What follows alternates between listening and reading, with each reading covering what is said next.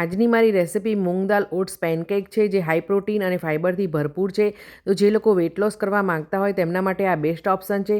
તો ફ્રેન્ડ્સ, તમને જો મારી આ રેસિપી ગમે તો લાઇક કરજો, શેર કરજો અને મારી ચેનલને સબસ્ક્રાઈબ કરજો. જય અંબે, જય શ્રી કૃષ્ણ મિત્રો. કુમુસ કિચનમાં તમારું સ્વાગત છે.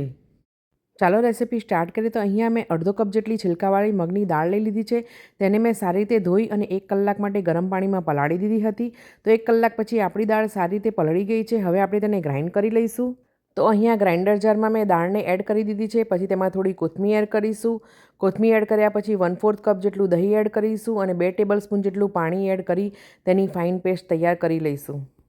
અહીંયા મગની દાળની પેસ્ટ એકદમ ફાઇન ગ્રાઇન્ડ થઈ ગઈ છે. હવે આપણે તેને એક બાઉલમાં કાઢી લઈશું. મિક્સર જારમાં 2 ટેબલસ્પૂન જેટલું પાણી એડ કરી અને તેને પણ આપણે બાઉલમાં એડ કરી દઈશું. અહીંયા જે મેં ઓટ્સનો પાવડર લીધો છે તે મેં 1/4 કપ જેટલા ઓટ્સને મેં ગ્રાઇન્ડ કરીને લઈ લીધા છે. તેમાં 2 ટેબલસ્પૂન જેટલી સોજી એડ કરીશું. સોજી એડ કર્યા પછી આપણે તેમાં થોડા મસાલા એડ કરવાના છે. તો અહીંયા મેં આદુ મરચાં લસણની પેસ્ટ, અજમો, ચીલી ફ્લેક્સ, હળદર, ધાણા જીરું, સ્વાદ પ્રમાણે મીઠું એડ કર્યા છે અને બધી જ વસ્તુને આપણે સારી રીતે મિક્સ કરી લેવાની છે.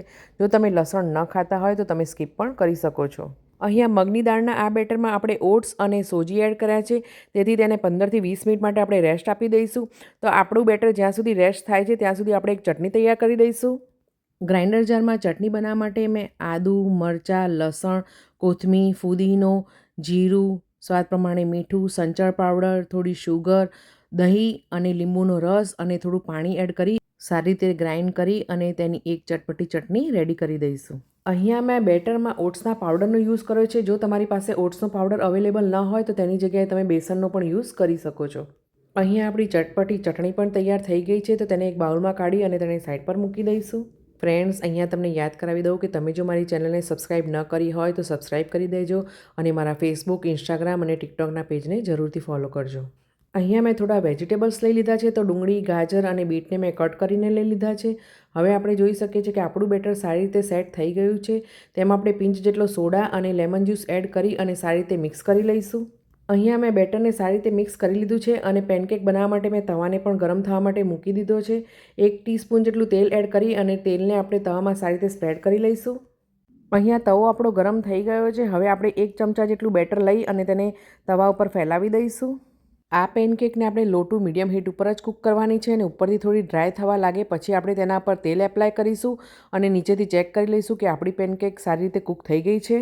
તો અહીંયા આપણી પેનકેક નીચેથી પણ સારી રીતે કૂક થઈ ગઈ છે. હવે તેના પર આપણે કટ કરેલા વેજીટેબલ એડ કરીશું. અહીંયા વેજીટેબલ તમે તમારા મનપસંદના લઈ શકો છો. તો વેજીટેબલ એડ કર્યા પછી તેના પર થોડો ચાટ મસાલો સ્પ્રિંકલ કરીશું અને તમે જોઈ શકો છો કે આપણી પેનકેક રેડી થઈ ગઈ છે.